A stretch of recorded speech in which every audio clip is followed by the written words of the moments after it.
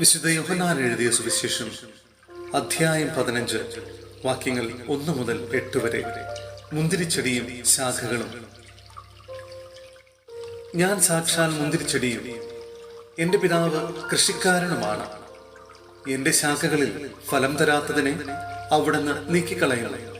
എന്നാൽ ഫലം തരുന്നതിന് കൂടുതൽ കായ്ക്കാനായി അവിടുന്ന് വെട്ടിയൊരുക്കുകയും ചെയ്യുന്നു. ഞാൻ നിങ്ങളോട് പറഞ്ഞ വചനം നിമിത്തം നിങ്ങൾ ശുദ്ധിയുള്ളവരായിരിക്കുന്നു. നിങ്ങൾ എന്നിൽ വസിക്കുവിൻ, ഞാൻ നിങ്ങളിലും വസിക്കും. മുന്തിരിച്ചെടിയിൽ നിൽക്കാതെ ശാഖയ്ക്ക് സ്വയമേവ ഫലം പുറപ്പെടുവിക്കുവാൻ സാധിക്കാത്തതുപോലെ എന്നിൽ വസിക്കുന്നില്ലെങ്കിൽ നിങ്ങൾക്കും സാധിക്കുകയില്ല. ഞാൻ മുന്തിരിച്ചെടിയും നിങ്ങൾ ശാഖകളുമാണ്. ആർ എന്നിലും ഞാൻ അവനിലും വസിക്കുന്നുവോ അവൻ ഏറെ ഫലം പുറപ്പെടുവിക്കുന്നു. എന്നെ കൂടാതെ നിങ്ങൾക്ക് ഒന്നും ചെയ്യാൻ കഴിയുകയില്ല. എന്നിൽ വസിക്കാത്തവൻ മുറിച്ച ശാഖ പോലെ പുറത്തെറിയപ്പെടുകയും ഉണങ്ങിപ്പോവുകയും ചെയ്യുന്നു. അത്തരം കമ്പുകൾ ശേഖരിച്ച് തീയിലിട്ട് കത്തിച്ചു കളയുന്നു. നിങ്ങൾ എന്നിൽ വസിക്കുകയും എന്റെ വാക്കുകൾ നിങ്ങളിൽ നിലനിൽക്കുകയും ചെയ്യുന്നെങ്കിൽ ഇഷ്ടമുള്ളത് ചോദിച്ചുകൊള്ളുക, നിങ്ങൾക്ക് ലഭിക്കും.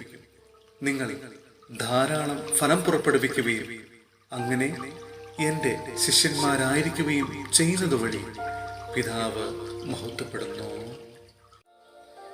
സഹോദരരെ, വിശുദ്ധ പൗലോസ് ശ്ലീഹ റോമായിലെ സഭയ്ക്ക് എഴുതിയ ലേഖനം അധ്യായം 11 വാക്യങ്ങൾ 17 മുതൽ 24 വരെ. വിജാതിയർ പ്രാപിച്ച രക്ഷ. ഒലിവ് മരത്തിന്റെ ശാഖകളിൽ ചിലത് മുറിച്ചു കളഞ്ഞിട്ട് കാട്ടൊലിവിന്റെ മുളയായി നിന്നെ അവിടെ ഒട്ടിക്കുകയും വേരിൽ നിന്ന് വരുന്ന ജീവരസം നീ പങ്കുപറ്റുകയും ചെയ്യുന്നെങ്കിൽ നീ ആ ശാഖകളേക്കാൾ വലിയവനാണ് എന്ന് അഭിമാനിക്കരുത്.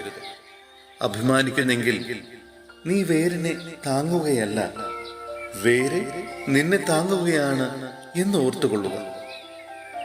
എന്നെ ഒട്ടിച്ചു ചേർക്കേണ്ടതിനാണ് ശാഖകൾ മുറിക്കപ്പെട്ടത് എന്ന് നീ പറഞ്ഞേക്കാം. അത് ശരി തന്നെ. അവരുടെ അവിശ്വാസ നിമിത്തം അവർ വിച്ഛേദിക്കപ്പെട്ടു.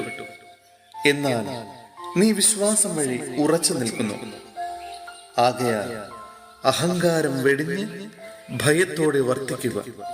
എന്തെന്നാൽ സ്വാഭാവിക ശാഖകളോട് ദൈവം ദാക്ഷിണ്യം കാണിക്കാത്ത നിലയ്ക്ക് നിന്നോടും കാണിക്കുകയില്ല.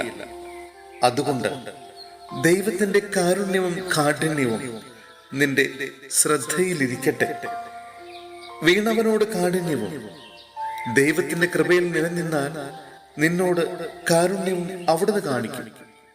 അല്ലെങ്കിൽ നീയും മുറിച്ചു നീക്കപ്പെടും. തങ്ങളുടെ അവിശ്വാസത്തിൽ തുടരാത്ത പക്ഷം അവരും ഒട്ടിച്ചു ചേർക്കപ്പെടും. അവരെ വീണ്ടും ഒട്ടിച്ചു ചേർക്കാൻ ദൈവത്തിന് കഴിയും. വനത്തിലെ ഒലിവ് മരത്തിൽ നിന്ന് നീ മുറിച്ചെടുക്കപ്പെട്ടു. കൃഷിസ്ഥലത്തെ നല്ല ഒലിവിന്മേൽ പ്രകൃതി സഹജമല്ലാത്ത വിധം ഒട്ടിക്കപ്പെടുകയും ചെയ്തു. അങ്ങനെയെങ്കിൽ ഈ സ്വാഭാവിക ശാഖകൾ അവയുടെ തായ്തണ്ടിൽ വീണ്ടും ഒട്ടിക്കപ്പെടുക എത്രയോ യുക്തം.